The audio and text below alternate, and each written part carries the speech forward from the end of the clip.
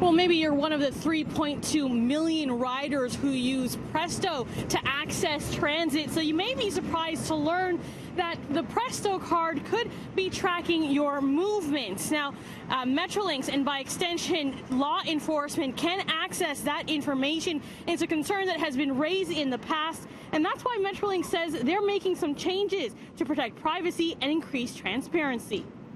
For us, it is really important to get the balance right between personal privacy as well as to what's in the public interest. And we know from our own experience that quick release of information that can affect incidents that are very serious on our own transit network can help to resolve issues, such as missing persons, missing people, or an attack on someone, whatever the attack is, on our own premises. So we deal with this procedurally in a way which gives us a degree of governance to make sure that the request is genuine and that the request must be responded to. Metrolinx says they do make a distinction between incidents of crime that happen on transit versus off. That means law enforcement don't need a warrant to access Presto data if the incident in question happened on transit. And that's something Ontario's former privacy commissioner is criticizing, especially considering all riders will soon be expected to use Presto cards to access transit. What is the distinction between on transit and not on transit? It makes no sense. You should have a baseline protection that the information on your Presto card will not be accessed by law enforcement, by the police, etc., unless they have probable cause and they've gotten a warrant.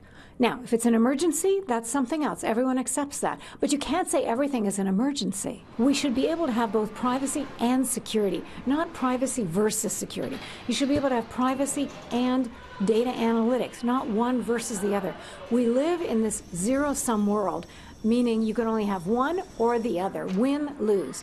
No, we have to get rid of that, because in that model, privacy always loses. And I don't want privacy to lose, but I certainly don't want security or public safety to be lost either. We can do both. Now, Metrolinx says they will notify individuals if their information has been disclosed to law enforcement whenever it's possible.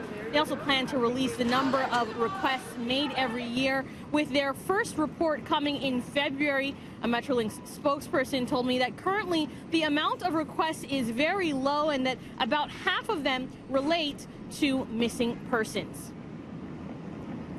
Now, Metrolinx has sent their updated Presto policy to the Information and Privacy Commissioner for their input, and a response is expected later this month. Still ahead on City News, we'll learn more of what came out of Metrolinx's meeting today, including a renewed call for integrated fares for those who use local transit systems before hopping on the TTC using Presto cards.